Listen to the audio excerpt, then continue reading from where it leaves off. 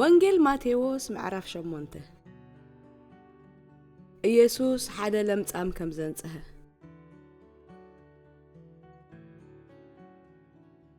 ካብቲ እምባ ክወርድ ከሎ ብዙሕ ህዝቢ ሰዓቦ እንሆ ኸዓ ሓደ ለምጻም ቀሪቡ ጎይታይ ፍቓድካ እንተ ኾይኑ እስከ ተንጽሐኒ ትኽእል ኢኻ እናበለ ሰገደሉ ኢየሱስ ከኣ ኢዱ ዘርጊሑ ፍቓደዩ ንጻህ እናበለ ተንከዩ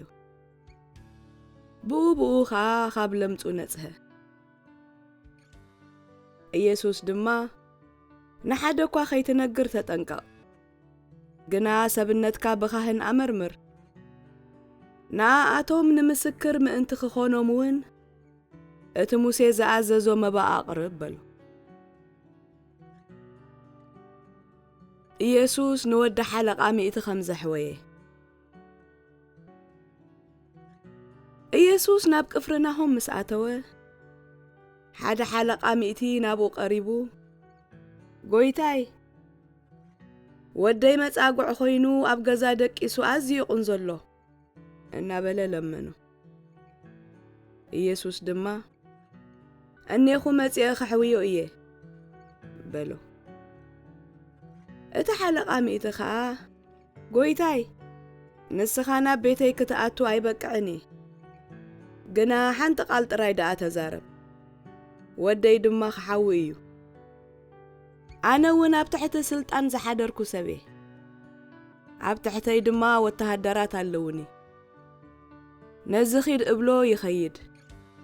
ነቲ ኻልእ ንዓ እብሎ ይመጽእ ንጊልያይ ድማ እዚ ግበር እብሎ ንሱ ድማ ይገብር እናበለ መለሰሉ ኢየሱስ ነዚ ሰሚዑ ተደነቐ ነቶም ዝስዕብዎ ዝነበሩ ድማ ከም ዝበሎም ክንድዚ ዝኣክል እምነት ኣብ እስራኤል ኣብ ሓደ እኳ ከም ዘይረኸብኩ ብሓቂ እብለኩም ኣለኹ ካብ ምብራቕን ካብ ምዕራብን ብዙሓት ክመጹ እዮም ኣብ መንግሥተ ሰማያት ከኣ ምስ ኣብርሃምን ይስሐቕን ያዕቆብን ክቕመጡ እዮም እብለኩም ኣለኹ ደቂ መንግሥቲ ግና ናብቲ ኣብ ግዳም ዘሎ ጸልማት ክድርበዩ እዮም ኣብኡ ድማ ብኽያትን ምሕርቃ ማስናንን ክኸውን እዩ ሽዑ ኢየሱስ ነቲ ሓለቓ ሚእቲ ኪድ ከም ዝኣመንካዮ ይኹነልካ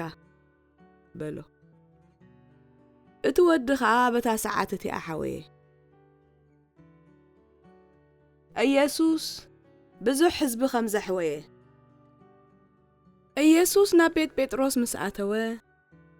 ንሓማት ጴጥሮስ ብረስኒ ተታሒዛ ደቂሳ ረኣያ ኢዳ ኸኣ ተንከያ ረስና እውን ሓደጋ ተንሲኣ ድማ ኣገልገለቶ ምስ መሰየ ኣጋንንቲ ዝሓደርዎም ብዙሓት ናብኡ ኣምጽኡ እቲ ብነቢ ኢሳይያስ ንሱ ድኻምና ወሰደ ሕማምና እውን ጾረ ዝተባህለ ምእንቲ ክፍጸም ብቓሉ መናፍስቲ ኣውፅአ ሕማም ንዘለዎም ኩሎም ድማ ኣሕወዮም ክስዕብዎ ዝደለዩ ሰባት ኢየሱስ ኣብ ዙርያኡ ብዙሕ ህዝቢ ምስ ረኣየ ንማዕዶ ክሳገሩ ኣዘዘ ሓደ መምህር ሕጊ ናብኡ ቀሪቡ መምህር ናብ እትኸዶ ዘበለ ክስዕበካ በሎ ኢየሱስ ድማ ወኻሩ ጉድጓድ ኣለወን ኣዕዋፍ ሰማይ ድማ ሰፈር ኣለወን ወዲ ሰብ ግና ርእሱ ዘጸግዓሉ እኳ የብሉን በሎ ሓደ ኻልእ ካብ ደቀ መዛሙርቱ ኸዓ ጎይታይ ከይደ ነቦይ ክቐብሮ ፍቐደለይ በሎ ኢየሱስ ግና ሰዓበኒ ደኣ ምዉታትሲ ንምዉታቶም ይቕበርዎም ሕደጎም በሎ ኢየሱስ ማዕበል ከም ዘህደአ ናብ ጃልባ ምስ ደየበ ደቀ መዛሙርቱ ሰዓብዎ እንሆ ኸዓ እታ ጃልባ ብማዕበል ክሳብ እትጉልበብ ኣብቲ ባሕሪ ብርቱዕ ምንዋጽ ኮነ ንሱ ግና ደቂሱ ነበረ ደቀ መዛሙርቱ ቀሪቦም ኦ ጎይታ ጠፋእና ድሕነና እናበሉ ኣተንስእዎ ንሱ ኸዓ ኣቱም ሰብ ጎደሎ እምነት ንምንታይ ከትፈርሁ በሎ ሽዑ ተንሲኡ ንንፋስን ንባሕርን ገሰጾም እሞ ዓቢ ህድኣት ኮነ እቶም ሰብ ከዓ እዚ ንፋስን ባሕርን ዝእዘዝዎስ መን ኮን ይኸውን ኢሎም ተገረሙ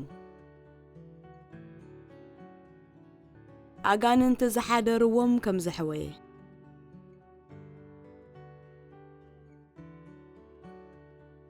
ኢየሱስ ናብ ስግር ሃገር ገርጌሴኖን ምስ በጽሐ